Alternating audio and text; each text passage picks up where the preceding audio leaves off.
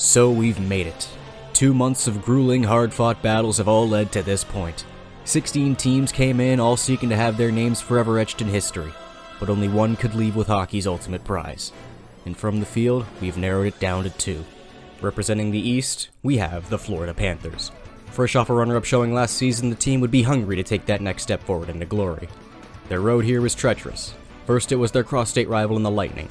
With their dynasty fading, the Panthers were quick to swoop in and dispatch them in 5, thus swinging the Southern power balance in their favor. Then came the Bruins, another team looking for payback from last year's disappointment. They would try and use their superior physicality and goaltending to carry them forward, only to find themselves bested at their own game as Florida beat them to death figuratively and literally. Lastly, we had the Rangers. With their high-end talent and playoff experience, many pegged them as a legitimate threat for the Cup, not to mention Igor Shesterkin playing like a new-age Henrik Lundqvist. So what do you think happened? Cut down by Panther might as every supposed strength was shut down in dominating fashion. But they still had one more obstacle left to overcome, as coming out of the West were the Edmonton Oilers. After many years of underachieving in playoff utility, they finally broken through to reach their own shot at glory. For them, their journey started as they dismantled the Kings in 5 games. Then it was Vancouver, a young, hungry upstart squad with all the momentum in the world. While they did put up a damn good fight and push Edmonton to the brink, everyone knew that it was only a matter of time before they too fell to Oiler might.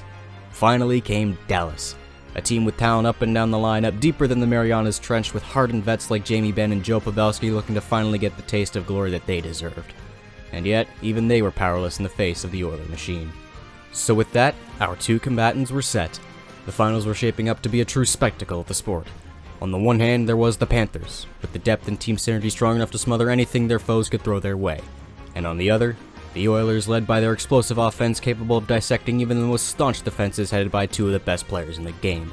So would a new name write themselves in the history books, or would the 30-year curse finally be lifted? Only time would tell. In the harsh climates of South Beach, Edmonton would come out guns blazing. Unfortunately, so did Bobrovsky.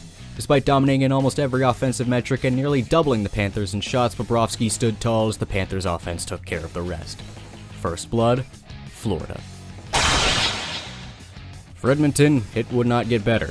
Even with the early lead, their offense still stalled out as they were unable to put anything else past Bob, which meant it was Florida's turn.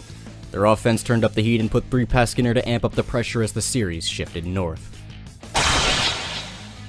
Early on, the script seemed to be unchanged. Edmonton wasn't able to perform offensively and Florida capitalized on their chances. But then in the third, it seemed like they'd gotten their act together.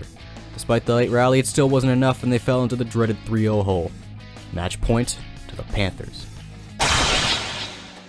Thankfully, the offense finally decided to wake up for Edmonton as they would rout the Panthers in convincing fashion. Bob was pulled early so as to avoid most of the humiliation. Florida would have to take one more trip home to seal it out. Florida played a dangerous game by waking up the Oilers' offense, as they'd woken up someone else as well. His name? Connor McDavid.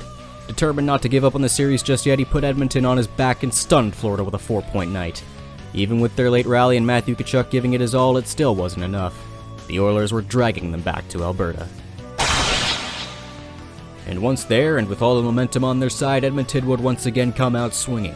Even with Barkov trying his best to will his team on as McDavid did, the Oilers would not be denied. Game 7 forced.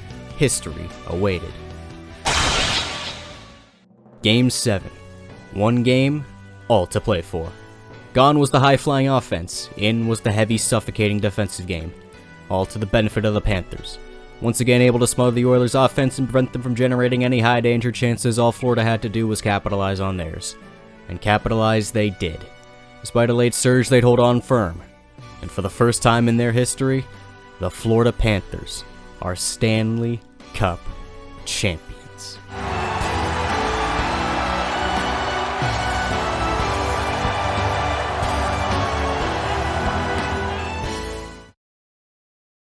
Oh, one more thing before I forget. Stejos is a fucking legend.